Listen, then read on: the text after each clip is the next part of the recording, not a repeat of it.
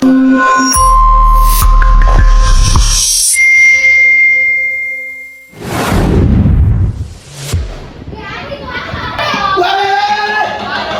milih GW bahasa Indonesia, ada cerita ibu.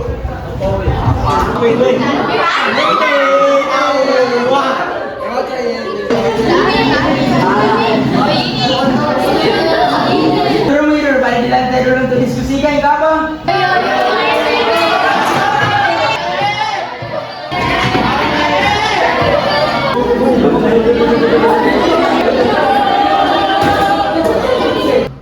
Suruh ke ibu bikin film cerita rakyat. Tapi cerita apa yang bagus diambil? Oh, ada ideku. Cerita batu menangis bisa diambil. Oh iya, batu menangis. Pernah aku rasa dengar ceritanya, tapi nggak tahu cerita namanya. Ku tahu aja saya ceritanya. Nah, jadi begini nih ceritanya. Alkisah, di sebuah bukit di daerah Kalimantan, hiduplah seorang ibu bersama anaknya bernama Darmi. Mereka hidup sederhana dan setiap hari sang ibu bekerja keras demi kebutuhan mereka. Pada suatu pagi, seperti biasanya, aktivitas kembali berlangsung ketika Darmi memanggil ibunya. Ibu!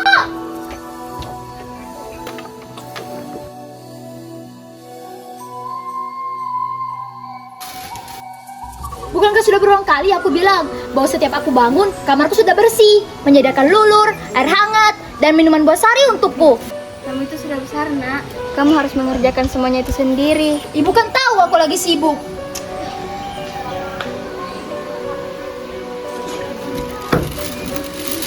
Sang ibu hanya mengelus dada, hatinya gelisah.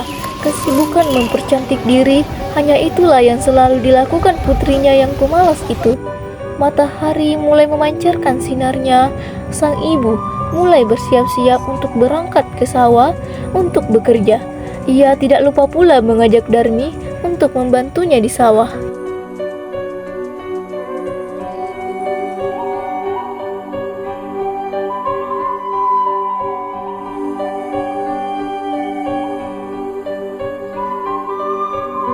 Darmi, ayo bantu ibu bekerja di sawah.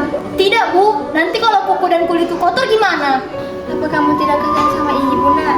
Aku lagi dandan, Bu.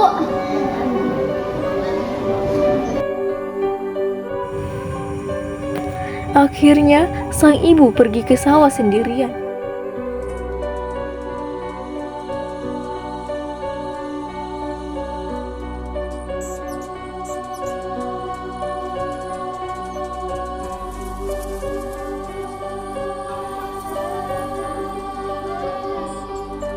Setelah ibu pulang dari sawah, Darmi langsung menghampirinya.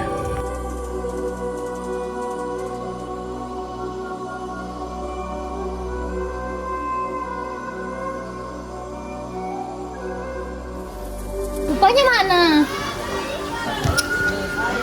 Jangan, nak. Jangan, nak. Jangan. Ini untuk beli beras. Bedaku habis. Mesti beli yang baru. Meskipun marah, sang ibu tetap memberikan uang itu kepada Darmi. Keesokan harinya, ketika ibunya pulang dari bekerja, si Darmi meminta lagi uang upah yang diperoleh ibunya untuk membeli alat kecantikannya yang lain. Keadaan itu terjadi setiap hari. Suatu hari, sang ibu mencoba untuk membujuk anaknya agar mulai mengubah tabiat buruknya. Mana uangnya? Nak, coba kamu bantu ibu bekerja di sawah. Apa sih, Bu? Nah, ibu ini sudah tua. Jika berdepan sama Tuhan, kamu tidak bisa apa-apa. Kita kan ini orang miskin. Kita harus tetap bekerja agar bisa makan. Siapa suruh jadi orang miskin? Lagi pula, aku nggak minta kamu jadi ibuku.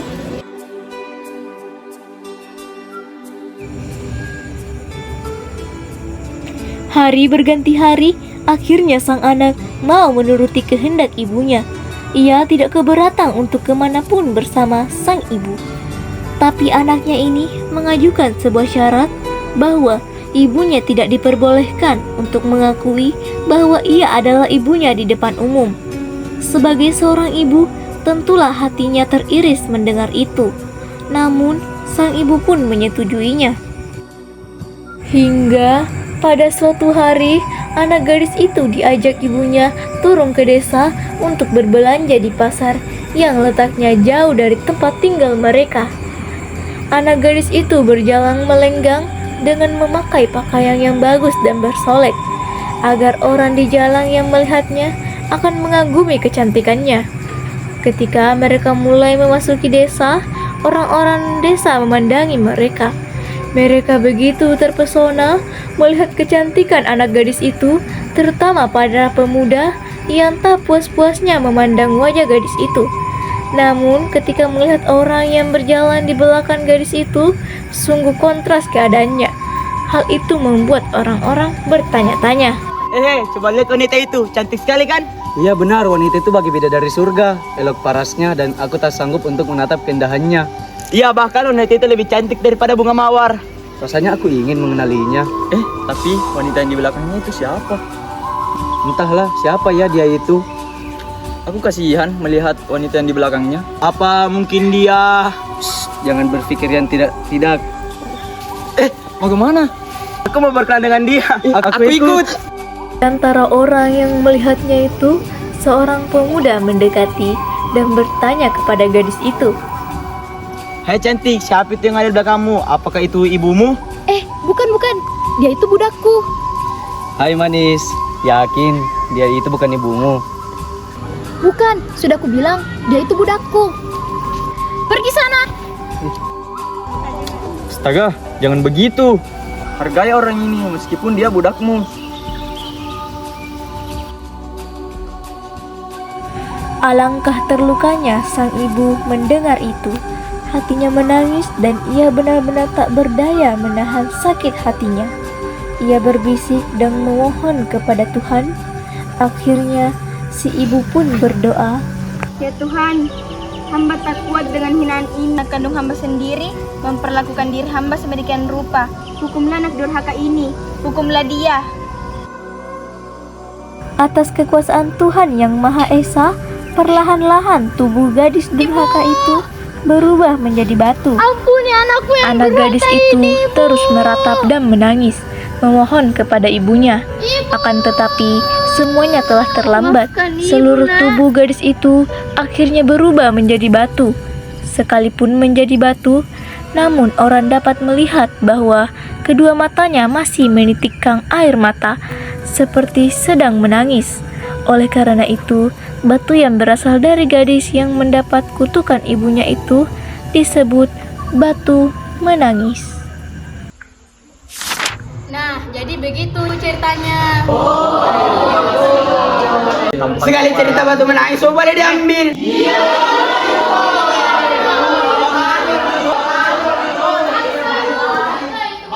Tunggu dulu nak, abang sampah.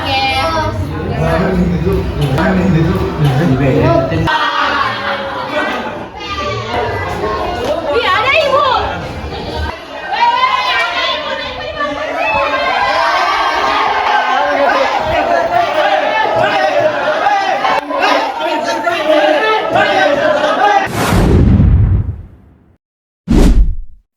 Yang pertama, abstrak. Di sebuah desa di suatu daerah di Kalimantan, hiduplah seorang gadis yang cantik, rupawan, dan ibunya yang sangat miskin. Dia memang sangat cantik, namun perilakunya sombong, malas, dan durhaka. Kisah ini menunjukkan bahwa kesombongan akan membawa malapetaka. Yang kedua, orientasi. Gadis itu tinggal bersama ibunya yang pekerja keras. Ibunya selalu sabar meski anaknya tidak pernah membantunya dan hanya memikirkan kecantikannya. Yang ketiga, komunikasi. Suatu hari mereka pergi ke pasar. Dalam perjalanan, orang-orang memuji kecantikan sang gadis. Ia malu mengaku ibunya dan berkata bahwa ibunya hanyalah pembantu. Ucapan itu membuat hati ibunya sedih dan hanya bisa berdoa agar anaknya sadar. Yang keempat, resolusi. Tiba-tiba, langit mendung dan petir menyambar. Ketika gadis itu melangkah, tubuhnya perlahan berubah menjadi batu. Ia menangis, memohon ampun, tetapi semuanya sudah terlambat. Hanya air mata yang mengalir di wajahnya. Yang kelima, koda. Sejak saat itu batu yang menyerupai wajah gadis itu disebut batu menangis. Cerita ini mengajarkan kita agar menyayangi dan menghormati orang tua karena setiap perbuatan durhaka pasti ada akibatnya.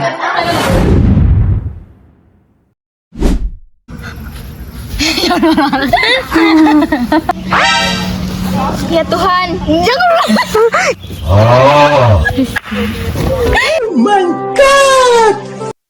Warga-warga.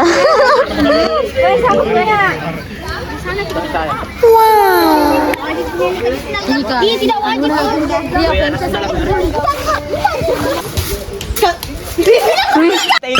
Kali kan? Iya benar.